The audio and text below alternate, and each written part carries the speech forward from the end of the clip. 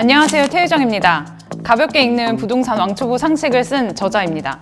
여러분 혹시 이런 경험 있으신가요? 뉴스에서 서울 아파트 값도 올랐다는 기사를 보고 불안해진 적, 혹은 반대로 부동산 폭락한다는 유튜브 영상을 보고 혼란스러웠던 적 말이에요.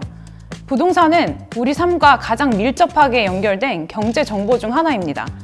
그런데 대부분의 사람들은 부동산에 대해 감으로 판단하거나 주변 사람들의 경험담에 의존해서 이해하고 있습니다. 오늘은 감이 아닌 근거로, 의견이 아닌 구조로 부동산을 이해할 수 있도록 그 출발점이 되는 핵심 개념을 먼저 살펴보겠습니다. 부동산이란 뭘까요? 부동산이라는 단어는 너무 익숙하죠. 그런데 정확한 뜻을 물어보면 의외로 막히는 분들이 많아요. 부동산은 한자 그대로 움직이지 않는 재산이라는 뜻입니다.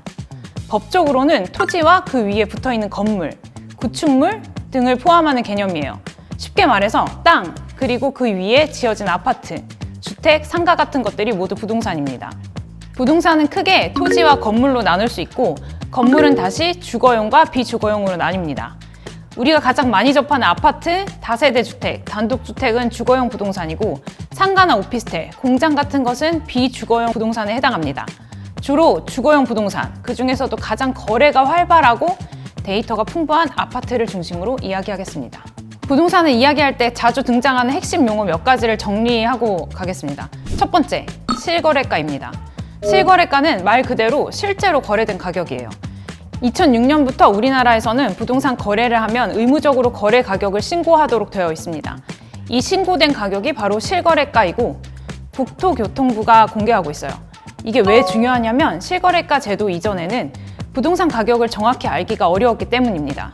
지금 우리가 데이터로 부동산을 볼 수 있는 건 이 제도 덕분이에요. 두 번째, 공시지가와 공시가격입니다. 공시지가는 국가가 매년 토지의 가치를 평가해서 공식적으로 발표하는 가격이에요. 비슷하게 아파트 같은 공동주택은 공동주택 공시가격이라는 이름으로 발표됩니다. 이 공시가격은 재산세나 종합부동산세 같은 세금의 기준이 되기 때문에 직접 집을 사고 팔지 않더라도 알아둘 필요가 있습니다. 세 번째, 매매, 전세, 월세입니다.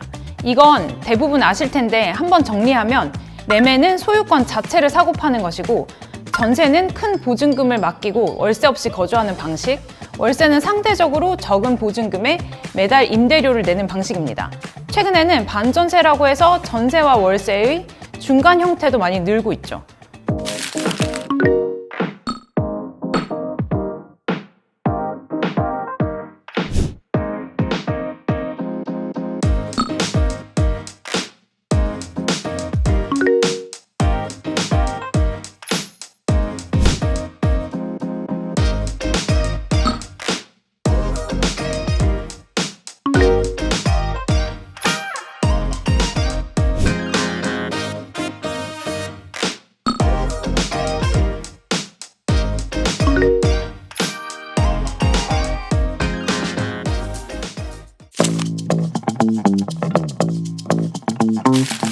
이제 오늘의 핵심 질문으로 넘어가 보겠습니다.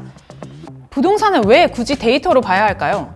그냥 주변 부동산 중개사무소에 가서 물어보거나 뉴스를 보면 되지 않을까요? 한 가지 예를 들어보겠습니다. 강남 아파트 값이 10% 올랐다. 뉴스에서 이런 문장 많이 보시지 않나요? 그런데 이 문장 하나로 우리가 알 수 있는 건 사실 거의 없습니다. 어떤 아파트인지 모릅니다. 강남에도 수백 개의 아파트가 있어요. 어떤 기간 동안 10%인지도 모릅니다. 1년인지 5년인지 한 달인지에 따라 의미가 완전히 달라지죠. 매매 기준인지 전세 기준인지도 불분명합니다. 그리고 10%라는 숫자가 전체 평균인지 특정 평형대인지도 알 수 없어요. 이처럼 부동산 정보는 맥락이 빠지면 오해를 만들고 맥락이 있으면 판단을 도와줍니다. 데이터는 바로 이 맥락을 제공해주는 도구예요. 감으로 판단하면 요즘 집값이 오르는 것 같더라 수준에 머물지만, 데이터로 보면 이 지역에 이 유형 아파트가 어떤 기간에 얼마나 변했는지를 구체적으로 확인할 수 있습니다. 데이터로 부동산을 본다는 건 복잡한 통계를 공부하라는 뜻이 아닙니다. 오히려 반대예요. 이미 공개되어 있는 숫자들을 제대로 읽고 해석하고 맥락 속에서 이해하는 힘을 기르는 것입니다. 데이터 기반으로 부동산을 이해할 때 필요한 역량은 세 가지입니다. 첫째, 분석력. 부동산 정보를 있는 그대로 객관적으로 읽어내는 힘입니다. 실거래가 데이터를 보고 가격 흐름을 파악하거나 거래량 추이를 확인하는 것이 여기에 해당합니다.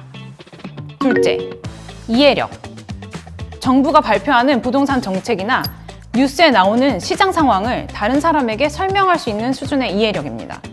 특히 저와 같은 부동산 관련 일을 하거나 공공기관에서 근무하시는 분들에게는 더욱 필요합니다. 정책의 의도나 의미를 이해하지 못하는 사람들의 질문이 상당히 많거든요. 누구에게 이 정책이 유효한지, 정책의 대상자인지 판가름하는 것도 이해력이 기반되어야 판단할 수 있게 됩니다. 셋째, 판단력. 자극적인 정보나 검증되지 않은 주장이 흔들리지 않고 데이터를 기준으로 자기만의 판단 기준을 세우는 힘입니다. 이것 또한 마찬가지로 이해력이 바탕이 되어야 합니다. 오늘 배운 내용을 토대로 우리 동네 아파트 실거래가 한 건 찾아보기뿐만 아니라 분석력, 이해력, 판단력을 토대로 데이터에 대한 나의 의견을 적어보시길 추천드립니다.